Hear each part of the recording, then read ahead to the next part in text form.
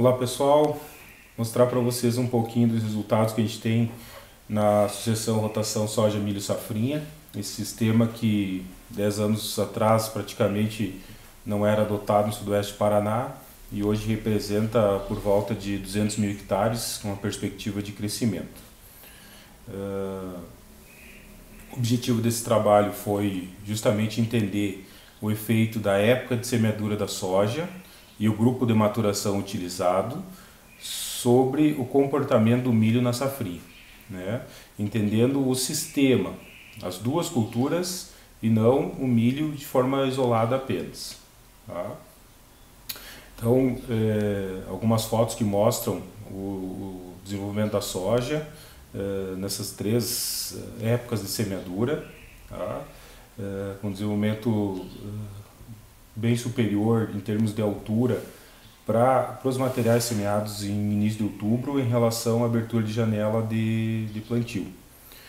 Isso porque, conforme a figura mostra, no mês de setembro ainda nós temos temperaturas inferiores, tá?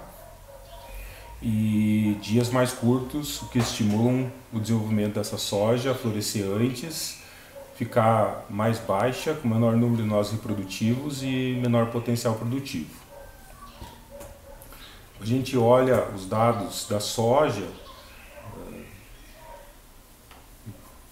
a gente pode ver aqui então 3 épocas de semeadura e as 3 safras que a gente avaliou. Eu vou chamar a atenção para a comparação entre os 3 materiais em função da época.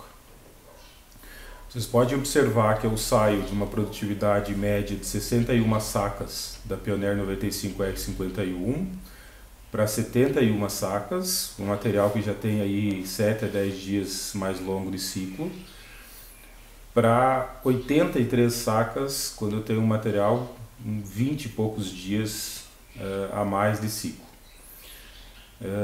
Então isso é bem claro para nós que posicionamento de materiais super precoce em abertura de janela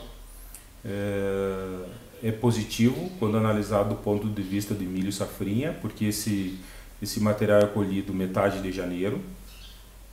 Porém, a quebra do potencial produtivo da soja não compensa essa antecipação de semeadura do milho. Quando a gente avalia o mesmo material, a Pioneer 95R51, plantado 10 de setembro ou plantado 1º de outubro, vocês podem observar que eu tenho um incremento de produtividade médio das 3 safras de 61 para 81 sacas por hectare. Praticamente 50 sacas por alqueire. Tá?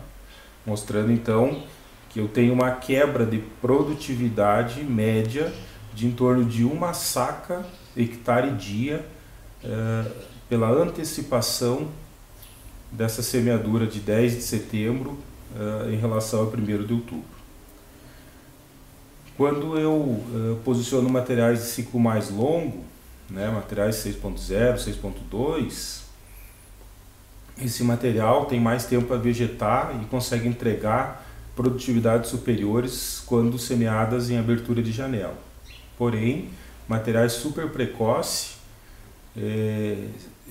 não conseguem, né, entregar o mesmo resultado, salvo se pegar um ano muito bom, com condições de clima muito bom, né, ela consegue até otimizar o seu potencial um pouco. E a janela de 15 de outubro, a gente não tem incremento de produtividade para início de outubro. Seria uma realidade do produtor que está plantando soja após trigo na nossa região.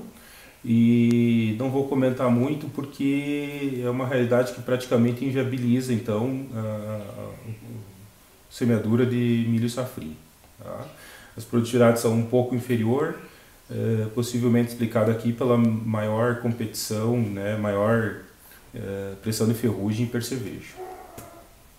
Então, no mesmo dia de colheita da soja, a gente plantou o milho safrinha, né? 3 cultivar de 3 épocas resultou em 9 épocas de milho safrinha, que foram estabelecidos no campo entre metade de janeiro até final de fevereiro.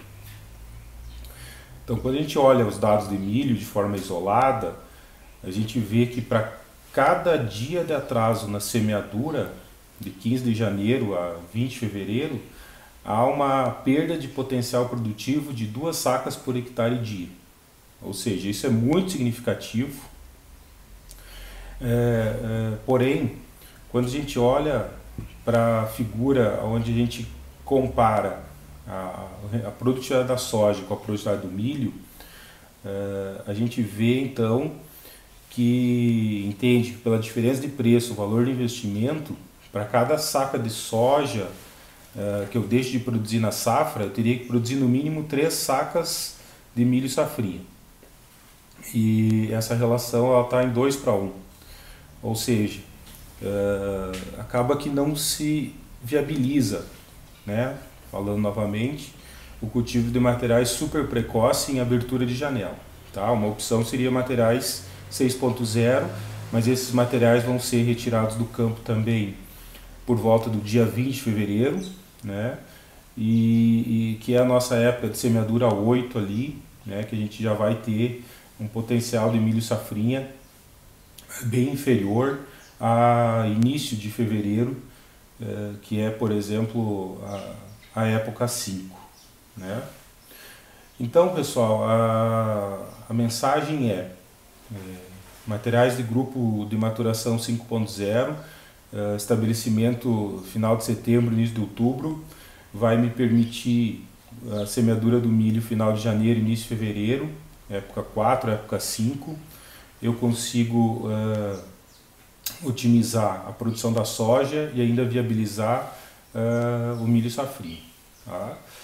Vocês observar na foto, eu tenho um milho já com menor, mesmo assim, um milho com menor risco de geada e bom potencial entre as duas culturas. Tá bom? Então fica aí o nosso agradecimento aos alunos de pós-graduação dos programas, né? PPG-CIS, PPG-AG, o curso de agronomia e a Pioneer pelo apoio com semente, insumos para a realização do trabalho. Eu espero que os dados sejam úteis e que possamos obter produtividades superiores com esse planejamento nas próximas safrinhas. Abraço a todos.